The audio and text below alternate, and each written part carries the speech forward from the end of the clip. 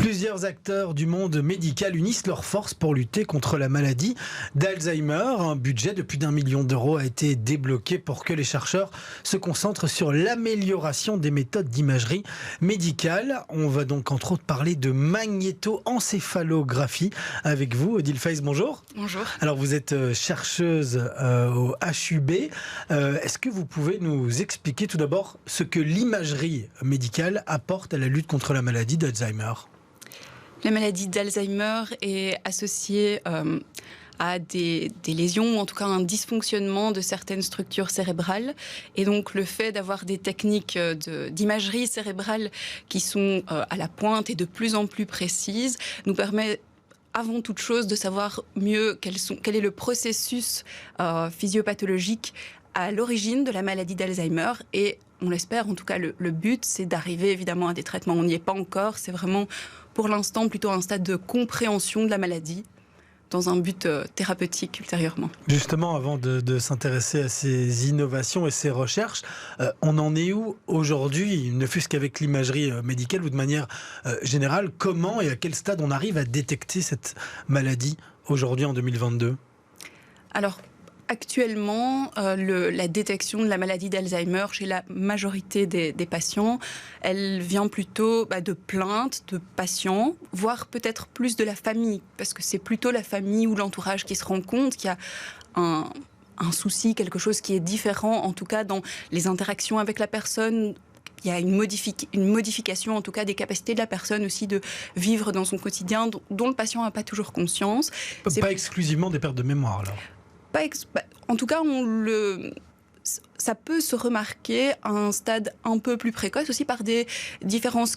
C'est d'une certaine façon des pertes de mémoire, mais c'est pas aussi flagrant. C'est pas des patients qui vont oublier comment ils s'appellent ou des choses comme ça. C'est plutôt oublier un rendez-vous, des choses un peu plus récentes, se tromper dans la liste de courses ou des choses comme ça.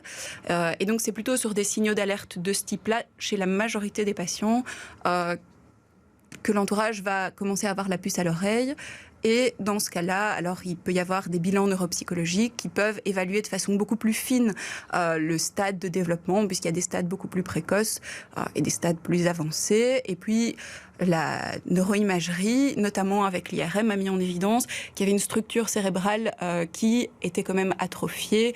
Donc à un stade avancé, toutes les structures cérébrales finissent par être un petit peu atrophiées, mais au stade débutant de la maladie, il y a vraiment une structure cérébrale qui s'appelle l'hippocampe, qui a une atrophie un peu plus précoce que les autres, en tout cas. Mais donc, si on arrive à développer des meilleurs outils d'imagerie médicale, on va pouvoir être plus précis, plus rapide, mais ça reste les proches ou le patient lui-même qui peut aider à faire détecter cette maladie le plus tôt possible ? En tout cas, dans l'état actuel, oui. Maintenant, le but, évidemment, ce serait de pouvoir le détecter à un stade plus précoce encore, puisque on sait que quand les pathologies neurologiques sont très avancées, il est évidemment plus difficile d'avoir un impact en termes de traitement. Et donc, l'idée serait évidemment de la détecter le plus tôt possible pour pouvoir trouver des traitements plutôt préventif quand on détecte la maladie à un stade très précoce que finalement, quand on arrive à un stade déjà avancé, c'est difficile, on ne peut pas régénérer les structures cérébrales. En tout cas, c'est pas possible pour l'instant. Donc actuellement, les seuls traitements que l'on connaît, c'est juste ralentir la maladie. Oui, et voilà, c'est exactement ça. On la ralentit quand elle est détectée suffisamment tôt et malheureusement, on n'a pas d'outils pour la détecter vraiment au stade très très précoce, puisqu'on sait qu'il y a déjà des modifications neuronales avant même les premiers signes cliniques, mais on n'a pas de possibilité à l'heure actuelle de détecter ça suffisamment tôt pour pouvoir intervenir à ce moment-là. C'est le moment donc de parler de magnétoencéphalographie. Ça consiste en quoi ces recherches et ces nouvelles techniques et méthodes d'imagerie médicale, d'imagerie nucléaire ? Alors, la magnétoencéphalographie en tant que telle, elle détecte les champs magnétiques qui sont générés par le cerveau. Ces champs magnétiques, ils existent chez tout le monde, chez vous, chez moi. Notre cerveau fonctionne grâce à des courants électriques et autour desquels il y a un champ magnétique. La magnétoencéphalographie va détecter ce champ magnétique. Et donc, l'idée, ce serait de pouvoir détecter comment le cerveau fonctionne déjà différemment à un stade précoce de la maladie d'Alzheimer. On sait qu'il y a des modifications neuronales, je vous l'ai dit. Et donc, on sait que ces champs magnétiques sont un petit peu différents. C'est très difficile à mettre en évidence parce que l'hippocampe est situé très profondément dans le cerveau. Et donc, c'est pas si simple avec des techniques communes de pouvoir détecter ces changements dans le fonctionnement de l'hippocampe. Et ces nouveaux capteurs donc, de magnétoencéphalographie, contrairement à d'anciens capteurs, peuvent être placés directement sur le scalp. Ça permet d'avoir une plus grande proximité avec les structures cérébrales et donc, on l'espère, de pouvoir enregistrer plus précisément l'activité de l'hippocampe et de pouvoir démontrer comment il fonctionne différemment. Si on sait comment ça fonctionne à l'état pathologique, alors on aura une meilleure idée de comment intervenir en termes de traitement. On saura en fait sur quoi on doit agir plus précisément pour pouvoir agir sur le développement de la maladie d'Alzheimer en particulier. Donc cet outil permettrait de pouvoir détecter la maladie à un stade plus précoce et ça pourrait aussi sur le long terme aider peut-être d'autres chercheurs à développer des meilleurs traitements ? On l'espère. Donc, le but à l'heure actuelle, c'est vraiment de voir comment le cerveau fonctionne chez des patients au stade débutant. Et si on arrive à trouver des modifications par rapport à des patients, à des sujets qui n'ont pas la maladie d'Alzheimer, on pourra voir les différences et ça nous aidera à comprendre comment ça fonctionne au niveau cérébral. Et oui, l'idée, évidemment, c'est très beau de savoir comment ça comprendre. Quand on est chercheur, on aime bien savoir comment ça comprendre, mais comment ça fonctionne, comprendre comment ça fonctionne.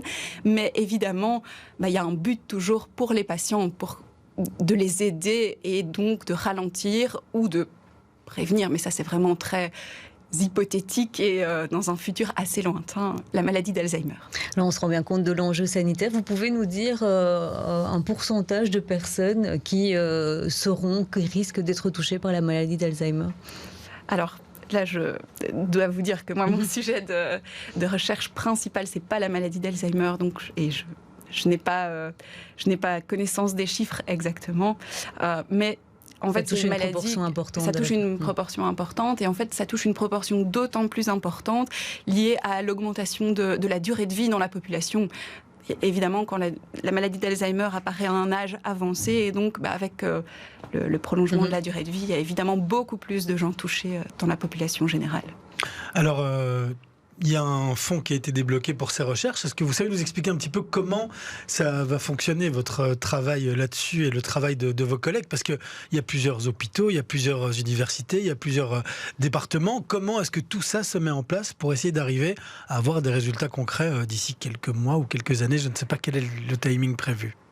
Alors, le premier point, ce sera évidemment d'arriver à recruter des patients avec une maladie d'Alzheimer qui acceptent de venir à l'hôpital, puisque donc cette technique de magnétoencéphalographie, elle est à l'hôpital Erasme. Donc c'est pas toujours si évident d'avoir des patients qui acceptent de venir, de passer du temps à l'hôpital, puisque ça prend un certain temps. Il faut passer 1 heure avec les capteurs sur la tête, ça veut dire plus de temps à l'hôpital. Il faut évidemment un nombre substantiel de patients qui acceptent de participer, parce que si on a un patient, on ne peut pas dire que c'est représentatif d'une population générale de la maladie d'Alzheimer. Donc ça, c'est la première étape, c'est de pouvoir faire cet enregistrement donc, en plaçant ces capteurs sur la tête de patients avec la maladie d'Alzheimer. C'est vraiment la première étape. Après, évidemment, il faudra analyser toutes ces données et comme vous venez de le dire, c'est une nouvelle technique, donc ça prend aussi un peu de temps et un peu d'infrastructure en termes de personnes, de matériel pour pouvoir analyser toutes ces données et on espère trouver des informations sur le fonctionnement. Justement, vous nous parlez de ces données. Dans la recherche, il y a l'imagerie médicale, il y a aussi toutes les datas. C'est-à-dire, il y a beaucoup malheureusement de patients qui sont atteints d'Alzheimer.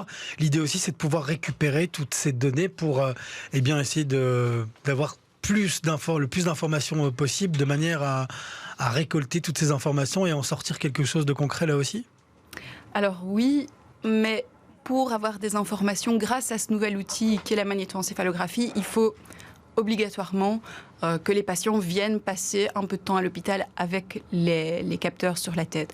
Alors, évidemment, à l'heure actuelle, avec justement toutes ces datas qui sont disponibles, il y a aussi de la recherche dans ce sens.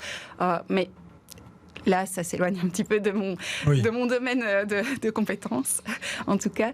Mais donc, oui, pour cet outil particulier, il faut vraiment là, que les patients viennent à l'hôpital pour... Et enfin, en guise de conclusion concernant l'imagerie médicale et cet outil qui est attendu, on sait que ça coûte très cher aussi dès qu'on parle d'imagerie médicale et de médecine nucléaire. Vous l'attendez pour quand, cet outil ? Alors, l'outil en tant que tel, il est déjà présent à l'hôpital Erasme. Bien sûr, il y a toute une phase de test chez des sujets sains, de voir déjà si on arrive à enregistrer l'activité cérébrale qu'on connaît, dont on sait où elle se passe dans le cerveau, etc., pour être sûr que quand on enregistrera l'activité cérébrale chez des patients qui ont la maladie d'Alzheimer, la localisation qu'on obtient de cette activité soit suffisamment précise pour donner des résultats qui puissent être utilisés dans le futur. Eh bien, merci beaucoup Odile Feiss d'être venue ici en studio. Je rappelle donc que vous êtes médecin chercheuse au HUB. Merci d'être venue. Merci beaucoup.